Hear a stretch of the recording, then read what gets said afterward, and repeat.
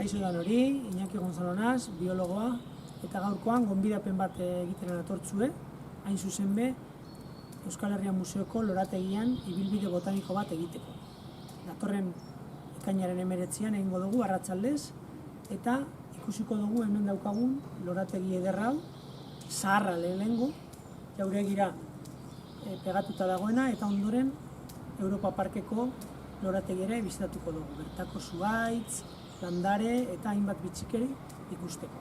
Beraz, nahi dozuenean, deitu museora eta izena eman.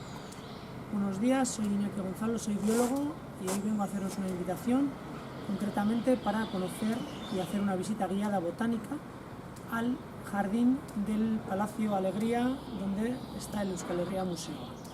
Vamos a ver lo que es el jardín que tenemos anexo al palacio y también nos vamos a desplazar al Parque de Europa, que está justo al lado, y vamos a ver ahí pues un montón de árboles singulares, árboles muy viejos que hay aquí en el jardín y diferentes plantas y variedades botánicas que tenemos aquí.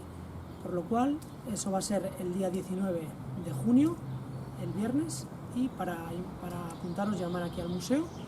Y nada, os invito a que vengáis y a disfrutar de esta joya que tenemos aquí en Guernica.